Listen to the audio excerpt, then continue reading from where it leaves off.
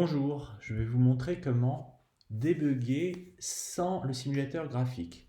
Alors pour ça, il faut être assez rigoureux sur les tests.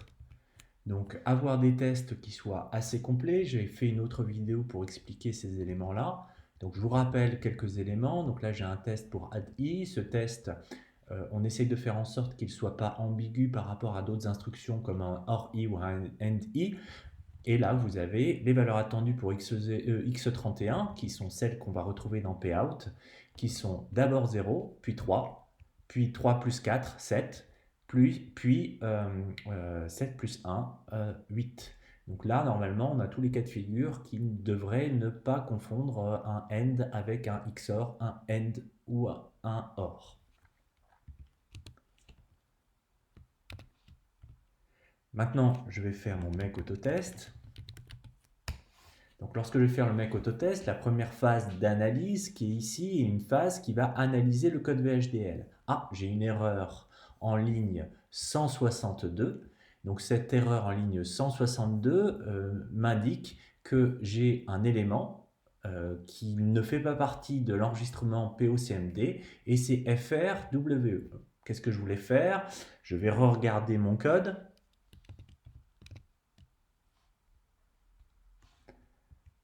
Donc en ligne correspondant, effectivement j'ai fait un FR. Qu'est-ce que je voulais faire? Je vais regarder ma documentation, ma partie opérative. Ce que je voulais, c'était enregistrer dans RF. Donc je reviens sur ma simulation et je vais faire mon make autotest. Donc là, je m'attends à avoir un résultat. J'ai trois séquences tag, j'ai trois tests, un pour add-i, un pour LUI et un pour rebouclage.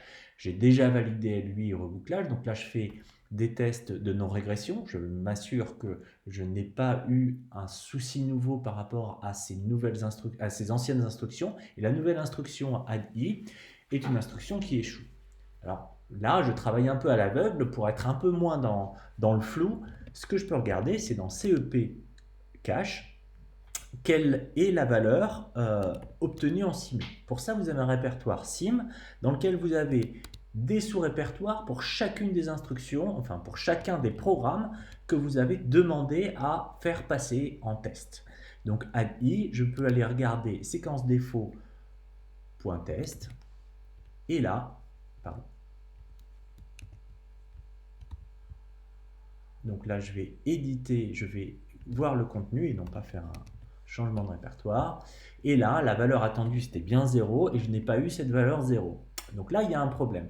Les plusieurs hypothèses, soit je me suis trompé dans le décodage de l'instruction, et donc là, il a essayé d'exécuter autre chose, soit au moment de l'exécution de l'instruction, j'ai eu un souci. Donc je vais aller regarder ce qui se passe au niveau de mon code pour le décodage et pour l'instruction.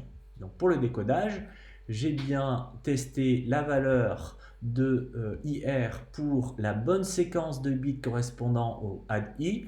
Je prépare bien le terrain pour la lecture de l'instruction suivante, c'est-à-dire que PC va être incrémenté de 4 dès l'entrée dans l'état S add i, ce qui fait que quand je vais revenir sur le fetch, je vais bien lire l'instruction qui va suivre.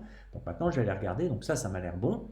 Et je vais aller regarder ce qui se passe au niveau du add-i. Au niveau du add-i, qu'est-ce que j'ai? Eh bien, je fais bien l'addition, donc ça c'est bon. Je prends bien, si je regarde sur la partie opérative, la valeur immédiate i pour ce qui va entrer sur l'additionneur soustracteur de ma partie opérative. Je demande bien l'écriture, c'est là où je m'étais trompé tout à l'heure, dans le banc de registre, donc dans le registre RD. Et ce que je veux, c'est écrire la valeur qui vient de l'ALU et non pas de PC. Donc mon erreur semble être ici. Je regarde, là je prépare la lecture vers l'instruction suivante. Donc ça a l'air d'être bon. Je vais maintenant relancer la simulation et regarder si ça fonctionne correctement ou non.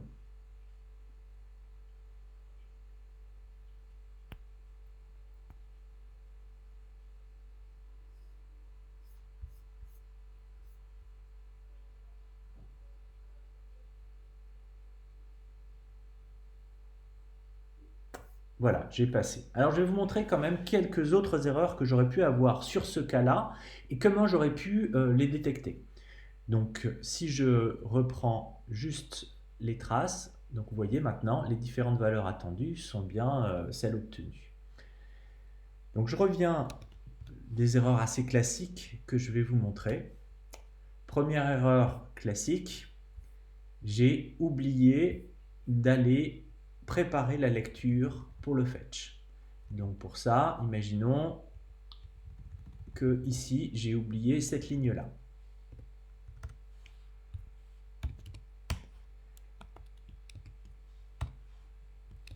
Que va-t-il se passer lorsque je vais lancer la simulation?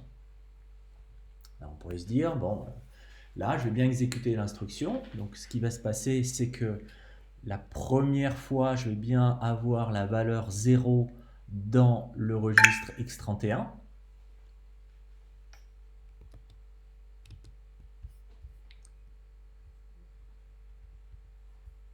Regardons ce qui se passe. Donc j'ai bien la valeur 0, mais la deuxième fois, j'attendais la valeur 3 et j'ai de nouveau 0, tout simplement parce que comme on n'a pas préparé le terrain, la valeur qu'il y aura dans hier sera la même que dans l'instruction précédente, puisque je n'ai pas fait la préparation de la lecture, donc j'ai ce souci-là.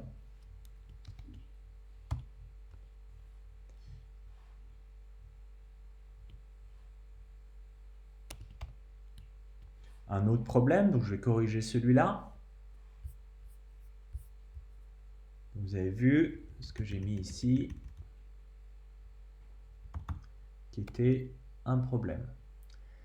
Un autre problème qu'on pourrait avoir, donc là j'ai le bon codage, mais imaginons ici que je me sois trompé, et ça c'est possible avec des copier-coller.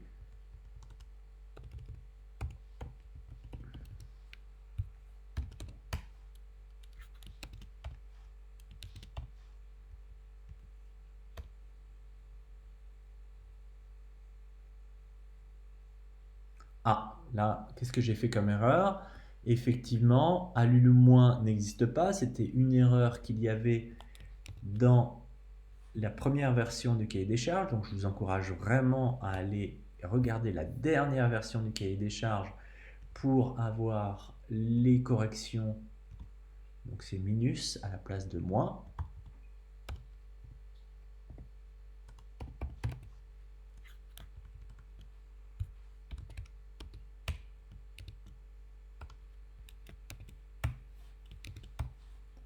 Et je réessaye.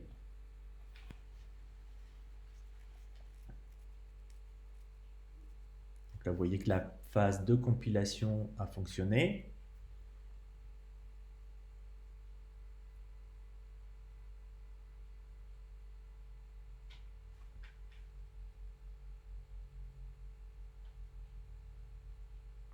Et je regarde les valeurs attendues. Et là, on voit, ah, là, ça devrait me mettre la puce à l'oreille. J'ai bien la première valeur, la deuxième valeur qui est bien différente, mais qui est égale finalement à l'opposé de la valeur 3. Donc là, ça devrait vous mettre la puce à l'oreille.